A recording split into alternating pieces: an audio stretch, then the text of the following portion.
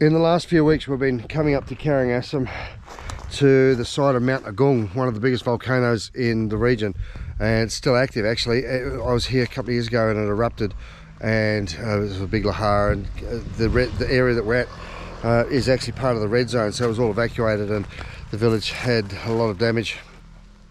So one of the things that we noticed was their water supply has been completely compromised because it changes to the side of the mountain. Now when you imagine when there's a giant explosion underground, the rocks turn to sand and grit and dirt and stones and everything. And if you look behind me, this is a riverbank, which is actually, if here's the bridge, it's nearly completely silted up with all of the debris that's been washed downstream from the volcano.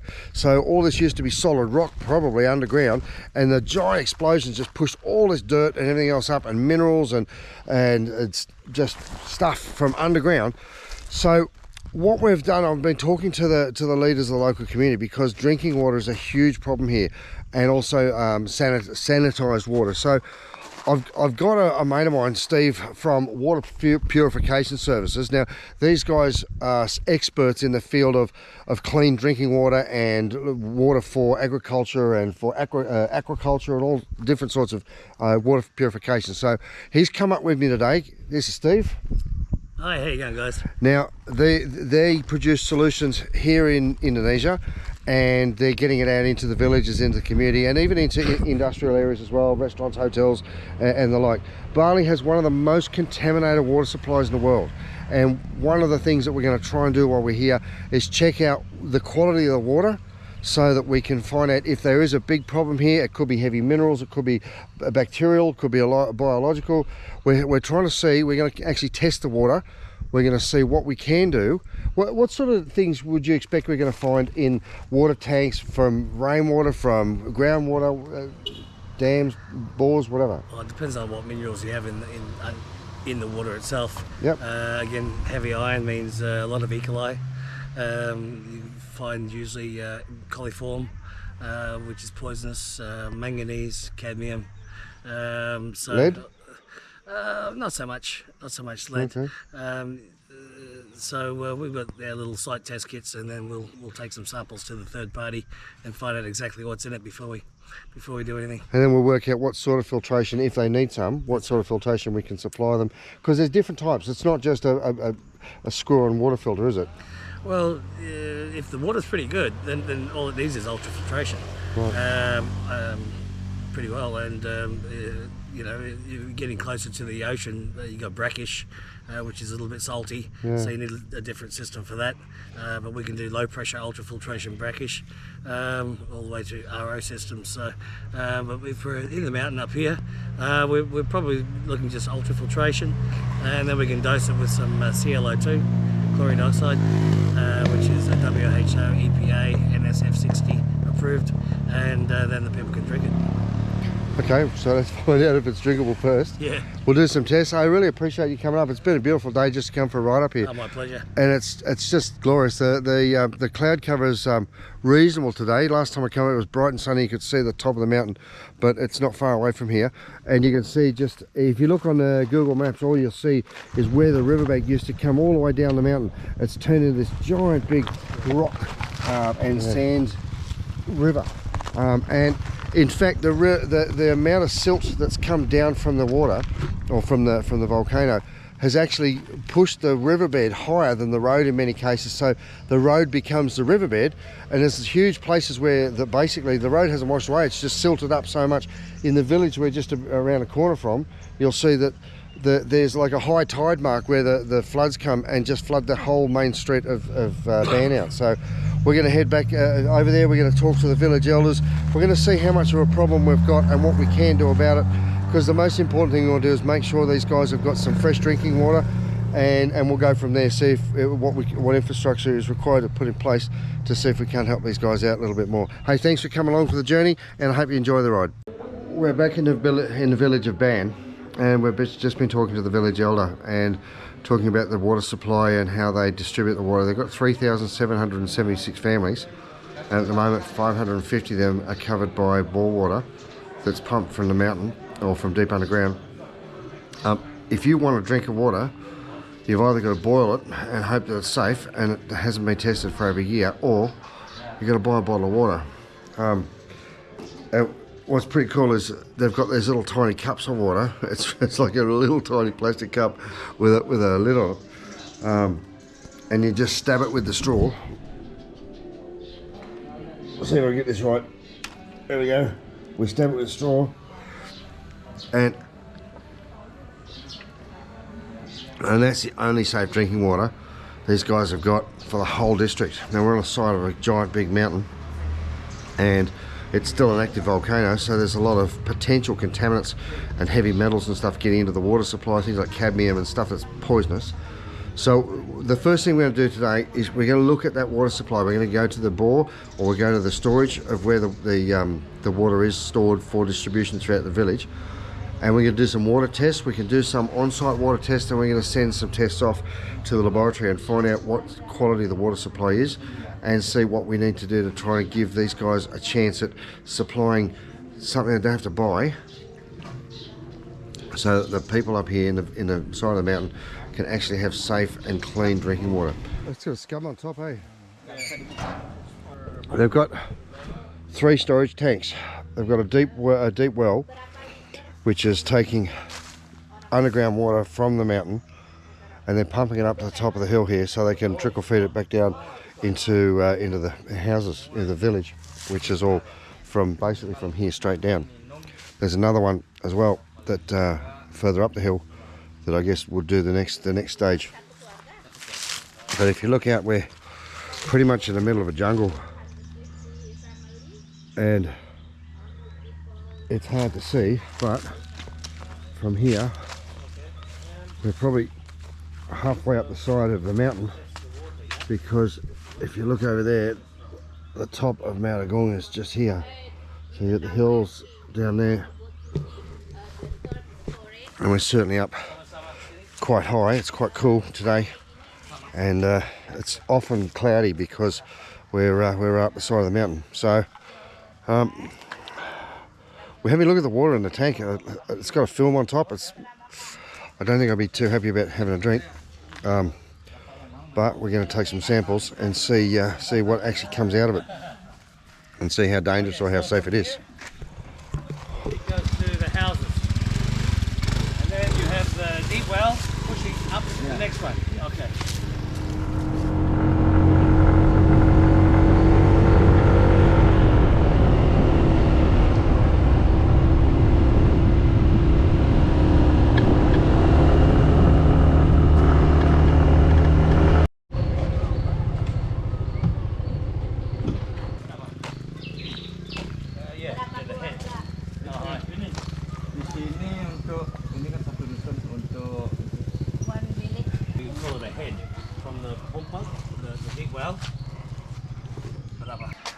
Taken from the one well, and then I'm thinking again, depends on how they're going to distribute it. If we're going to clean it to here, right, then that will cover all the houses Below this. With these two stations. Yeah. And number 1 station down the bottom, yeah? Yeah. So 1, 2, 3. 3 hari sekali dapat. Oh, they having their own turn. 3 days once they get water. 3 days once. Oh yeah? So they have a little tank at their house, and they fill it up? Sekarang ini full, besok rawa, besoknya lagi. Belah. But they can turn the tap on, and the water will come. Yeah. No truck. No truck. Lihat gitu masuknya lewat mana gitu. Oh, ini. Yeah. I need to understand where they're at. Giliran kan ditampung masuk ke bak. So if they've got local storage tank, would that bring in contaminants as well potentially, or? Yes. But if we dose enough CO2, Yeah. it would be okay. Oh.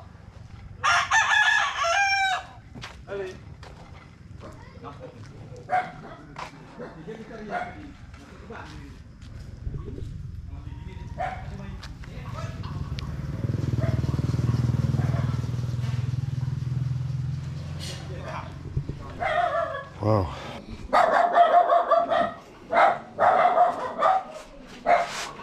Did you see the well that we've got there, or the tank, underground tank? They've got a tank there. There's nothing on it. Oh, there's no water there.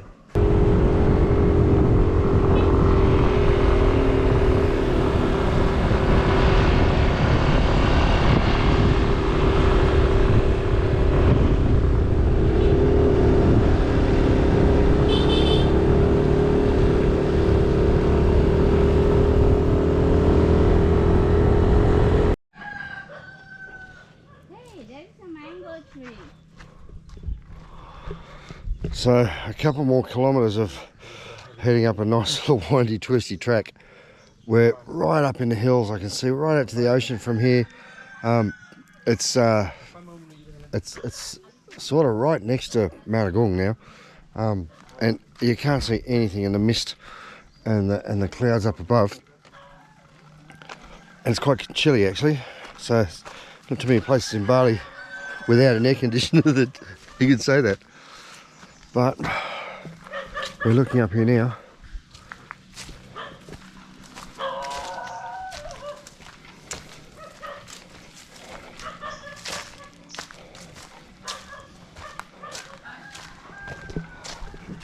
It's hard to imagine a place with so much rain. You're in the middle of a rainforest for a reason. They call it that. It's hard to imagine a place with so much rainfall that where water is such a big problem. But it's not the amount of water, it's the quality of the water, and it's the contaminants that come from the bore, from the minerals getting leached from the volcanic soils, and also sitting around and just the storage of water, which can breed bacteria and other contaminants. So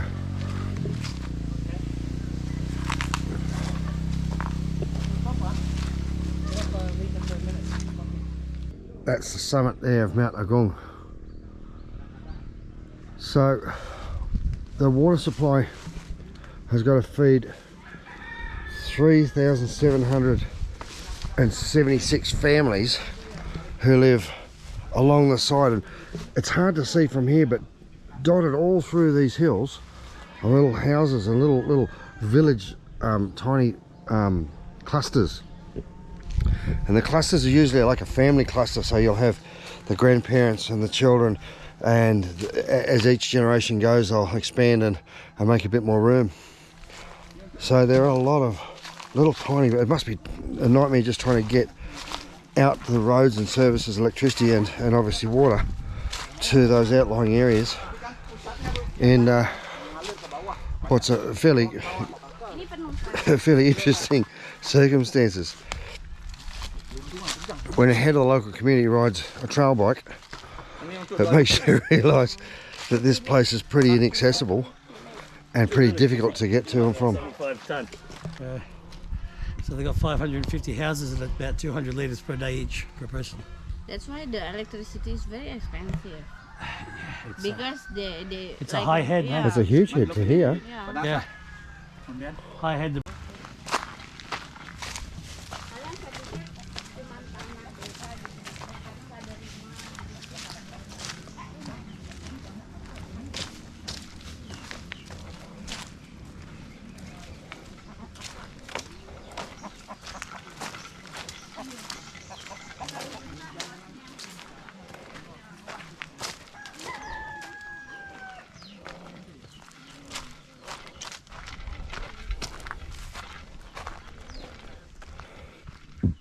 Oh, it's a good drop. It's a chang hat.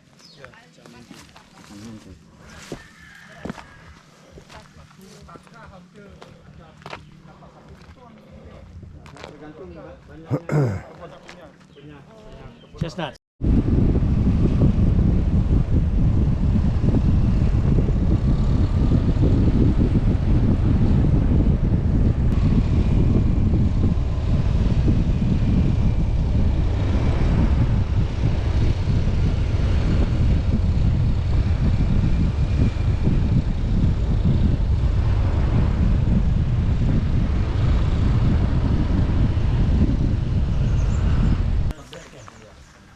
Right, so we've come all the way down the mountain, nearly, not quite to sea level, and it's about 5 or 6 kilometers with a huge slope, like on your brakes all the way down the hill. It's huge.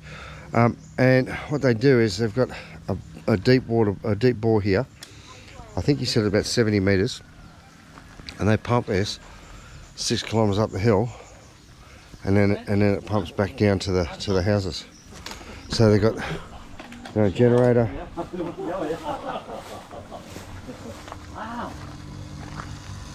We've got a deep bore here. 70 meters? 77, yeah. 77. Wow. 77 meters. And a pump station here. 200, a bit over 250 psi, so that's a hell of a lot of pressure. I want to take, I think I want to take 2 myself.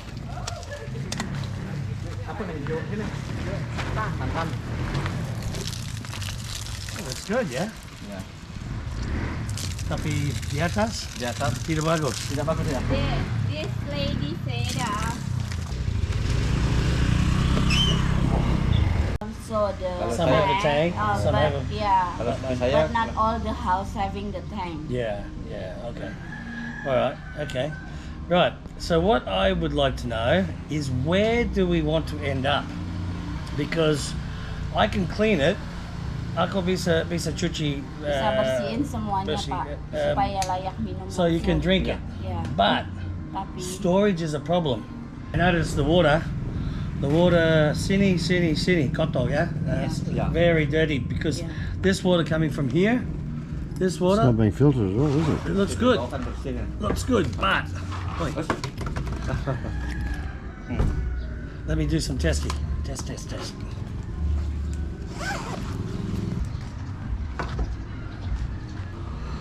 Good. Okay, pH it tells me here it's about. It's okay.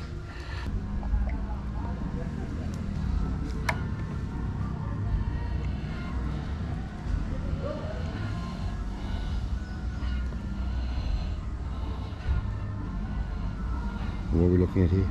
Looking at the ppm of TDS, total dissolved solids. Okay, so if it's over 600, you're looking at brackish. You've got about 330. It's a little high, but not too bad. Ultrafiltration will sort that out. Just some pH.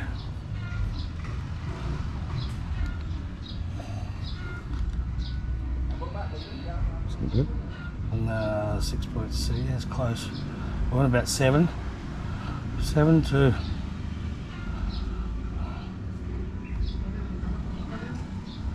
Yeah, but 7. It's not bad. Not bad. Well, okay. From there. Ya, benar. Up there? No. Up there is where you got the problems. Ya. So the logistical problems of trying to get a clean potable water supply to up the side of a mountain with nearly inaccessible terrain is it's overwhelming is the least word. But we're looking for short-term productive solutions that can be built from and that can be staged. At this stage, what we're looking to hope to achieve is getting some corporate sponsorship to put a decent sized water tank here. At the moment there's 550 houses out of 3,700 houses which actually have a water supply which we've tested, and it's not too bad.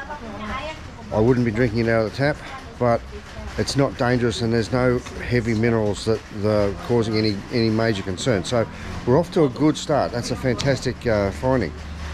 The next problem is the other 3,200 houses that don't have a water supply yet, that have to buy water in, and because you're in a remote area, the cost of getting just normal bottles, the big bottles of drinking water, is very, very high. So we're looking to see if there's a way we could put another storage tank onto the side of their existing water supply where the locals could come and fill up water bottles, or it could be made available to them through their own people, through the village, at a reduced cost or something. If we can set them up with an industry or set them up with a solution that they can run themselves, then we're happy. It's not about trying to start someone else in a business, or it's not about It's about trying to find a way of providing water to people who have none, especially in the drier season. September through to December, these guys are struggling for water right up and down the whole community. And in the what we call the summer months, there's too much water. So we're seeing what we can do. It looks like we've got a bit of a plan. We're going to have to go back to the drawing board and have a talk to some of our corporate sponsors and some of the people that have been talking to us lately to see if there's some way we can get funding together to put one decent sized tank, probably looking at 20,000 litres, a filtration system on that, so that is fully drinkable water, and they turn up with 20 litre bottles, and they can fill it up, or they have an exchange system or something with the local council. So it's a bit of an effort, but here we go. This is how things are done. If you don't want, you tell us. Huh? You want? And this is getting stuff done in Bali. It's great to see that we're already pulling a team together that's making it possible. With your help, we're going to do this. Little steps, simple starts, big outcomes. I'm proud and I'm grateful, and today's a fantastic day.